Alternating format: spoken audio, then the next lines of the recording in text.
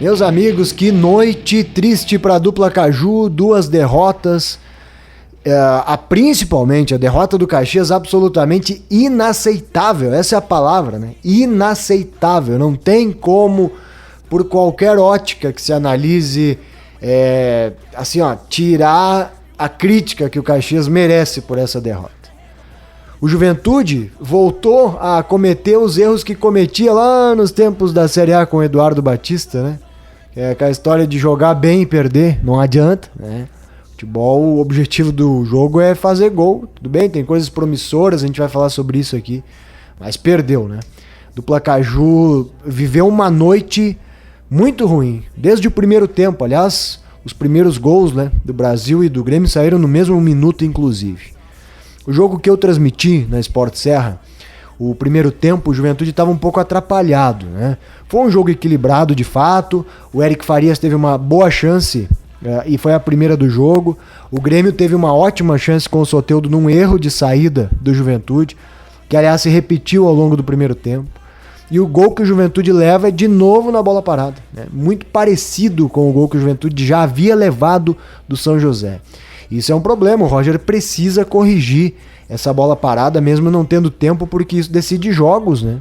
Não adianta jogar bem como o Juventude jogou no segundo tempo sem ficar tomando gol de bola parada toda vez.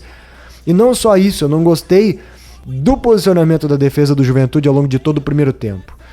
Acho que o Soteldo, por mais que tenha muita qualidade no 1-1, ele se criou demais no primeiro tempo, sabe? O Juventude estava dando ao Soteldo a possibilidade dele fazer aquilo que ele tem de melhor. Eu não gostei do Alan Ruschel ao longo de todo o jogo, mesmo com o Juventude bem no segundo tempo. Acho que o Alan esteve um pouco abaixo, perdendo as disputas individuais, mesmo tendo sido poupado no final de semana. Me parece que ele ainda não está 100% fisicamente, pelo menos eu tive essa impressão, porque ele perdia na velocidade para os jogadores do Grêmio no segundo tempo. E do lado direito também o João Lucas foi muito bem no apoio, e ele é um jogador de apoio, mas é um jogador que deixa a desejar na marcação, né?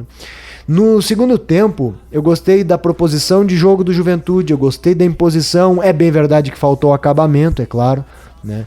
O Juventude ficou um pouco torto também, atacou muito mais pelo lado direito do que pelo lado esquerdo. E vou ser sincero, eu achei que o Roger tinha errado nas trocas. Eu não gostei da saída do Kaique. Pra mim o Kaique era o melhor em campo naquele momento.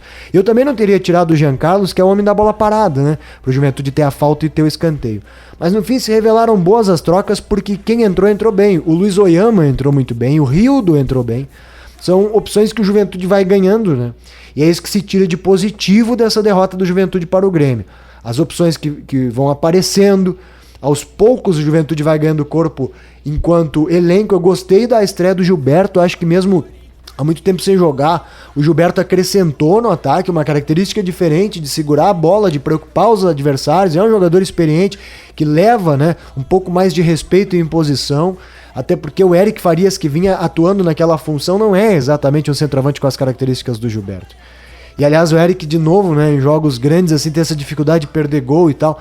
Mas enfim, tem coisas positivas sim do Juventude, só que tem que ganhar, né? Na Série A, o Juventude não pode só jogar bem se continuar errando na defesa. É urgente o Roger corrigir essa bola aérea defensiva aí, justo com o Bosa e com o Zé Marcos, que ano passado foram muito firmes, né?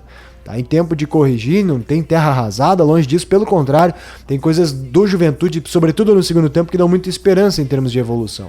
Só que agora tem um jogo contra o Ipiranga e depois tem uma avenida dentro do Jacone, que o Juventude é obrigado a jogar bem e fazer resultado, né? Porque senão as coisas vão começar a ficar complicadas, mesmo dentro do estadual. Por fim, sobre o Juventude, eu fico com a frase do Ali Vanin, que ele mandou num grupo que a gente tem aqui no WhatsApp, né? Ele disse o seguinte: gauchão serve para avaliar aquilo que não serve. E é exatamente isso. Mesmo que o Juventude tivesse vencido o Grêmio nesse momento aqui, tivesse jogado muito bem, melhor até do que jogou, não poderia se empolgar com a avaliação. Agora, as coisas que dão errado, por exemplo, os erros de defesa, isso precisa ser atacado e avaliado. Se tá ruim no gauchão a bola aérea defensiva, isso pro Campeonato Brasileiro tende a piorar, ou seja, tem que evoluir, tem que melhorar para ontem essa situação. A derrota do Caxias, essa não tem justificativa, sabe? Por mais que o Brasil de Pelotas tenha jogado no jogo dele, tenha sido eficiente, tenha feito 2 contra-ataques, depois se fechou, teve um pouquinho de sorte, teve polêmica de bola que entrou e tudo mais, sabe? Só que é inadmissível, cara. Por qualquer ótica que se possa atenuar a derrota do Caxias, isso estaria errado. Porque a exigência era de uma vitória, e vitória jogando bem. Porque o Caxias já vinha de um jogo ruim no segundo tempo ruim contra o São Luís. E de um resultado, sobretudo, ruim com o São Luís. Era obrigatório vencer. Sobretudo porque agora tem o Inter no Beira-Rio, uma pedreira. O Inter perdeu também, o Inter vem mordido, o Inter precisa ganhar, vai usar seus titulares. O Caxias perdeu do Dumandai expulso, já não tem o Peu que tá machucado, o Dirceu foi pro hospital, talvez não jogue. O Galvão tá machucado, o Robinho tá machucado. Cara, é um cenário muito difícil pro próximo jogo. Por isso que era importante que o Caxias vencesse, meus amigos. Não tinha outra alternativa, era vencer ou vencer. E perdeu. Então assim, ó, é uma noite de terra arrasada no Centenário, me desculpe. O Caxias precisa corrigir para ontem os seus defeitos defensivos. Precisa parar de tomar gol, né?